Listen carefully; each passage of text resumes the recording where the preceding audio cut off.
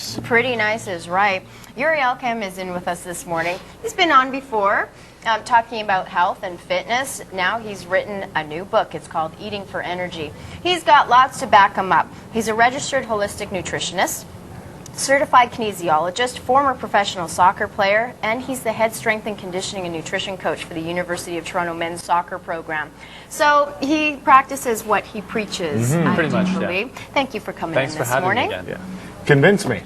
Okay, well, I do say, like, obviously I agree with the title, Yeah. Eating for Energy. That makes a lot of sense to a person like me. Apparently it works for you because you look great. I don't, on the other hand, but still I'm skeptical. okay. Well, the whole premise of the book really is about eating, coming back to basics, really eating the way nature really intended for us to eat. And in so doing, your energy levels will just get back to where they're supposed to be. Because a lot of us walk around, we're tired, we're lethargic, we know that we're not where we can be. And there's just this flame inside that needs to be ignited. And so what I try to do through this book is really show you how you can do that and explain why it's important to do that. Now, having said that, sorry, Tara. No. Go So, for it. and obviously, come back to me and say, Kelly, you're an idiot and you don't have your facts. But to go back to how we're meant to eat, nature and everything, with all due respect, so people in Africa that maybe are forced to do that, their life expectancy is 45 years old.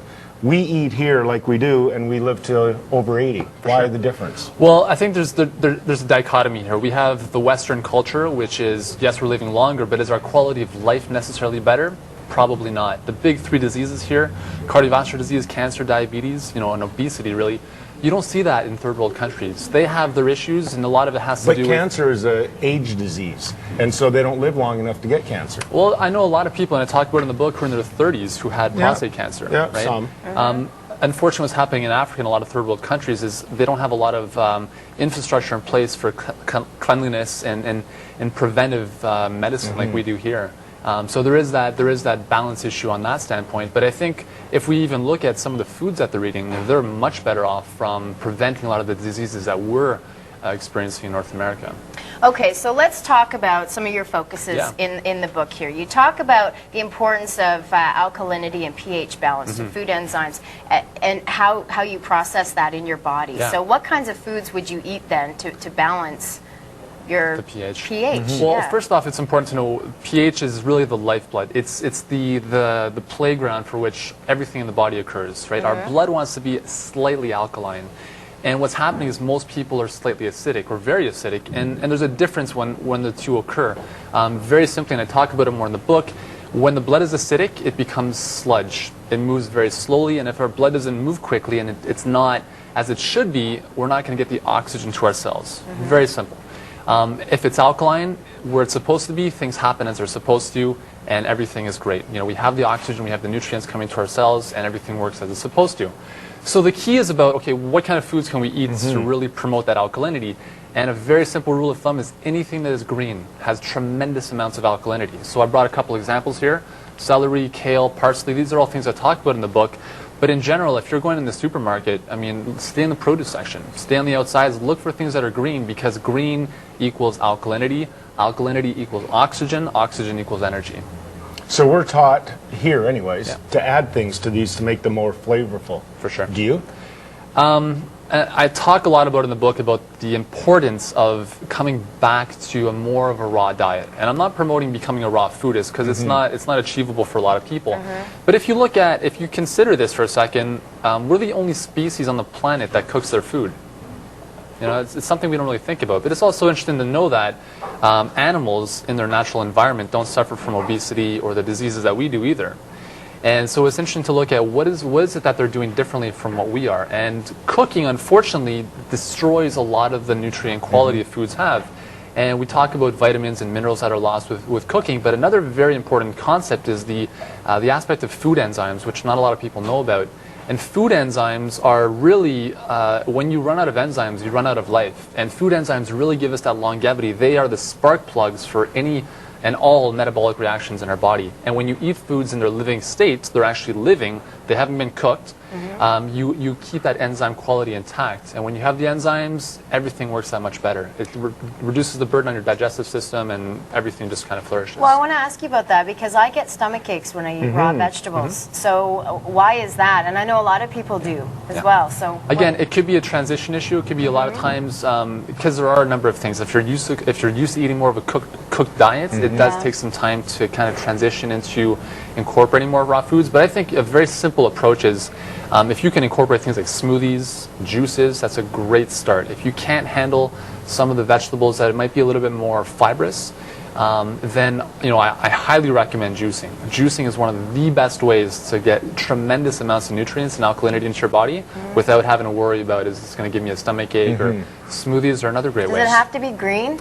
It doesn't have to be, but for smoothie, because I'm thinking Like a homemade smoothie? Like you take this stuff and... Well, a typical example, sometimes like a post-workout smoothie for me will be banana, some berries, and I'll throw in some kale just to give me some alkalinity in there. And I'll throw in some flaxseed, and then I just blend it all up with some water, and it's beautiful. You drink that? Yeah, it's amazing. just with water? Yeah, I mean, you can throw in some, I wouldn't recommend dairy. You can throw in some How rice about milk. coffee? You're not a big fan of caffeine, are you? Unfortunately, coffee, not How so does much. a guy like me get started in the morning? Well, here's the thing, is that initially, I've worked with so many people who I've transitioned them off coffee, just reducing the consumption and starting to move into green juices and other green sources, and their energy, like I'm talking about within a week, is like gone through the roof. Green tea works you for drink me. that all the I time. drink green tea Antioxidants? all day. Yeah. So why don't you try that?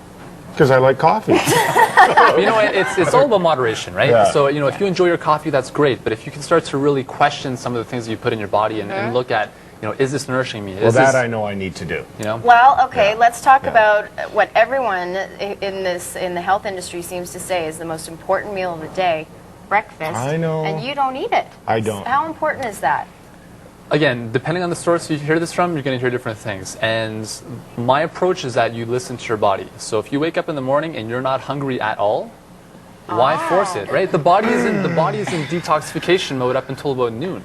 So if we're constantly putting a lot of food into it during that time, we're taking the energy away from detox and elimination into digestion. So some days you may have breakfast, other days you may not? Yeah, like this morning I had half a cup of a little smoothie. That was about it. Some days, if I've done a workout in the morning, I might need something a little bit more substantial. Well, what about people who say, it's 10 o'clock at night, I'm going to bed, but I'm kind of hungry? I would say go to bed. Have some water. Don't eat. And go to bed. I agree with that. Because when you eat late at night and you go to bed, you are going to feel like you've been hit by a truck first thing in the morning. Okay.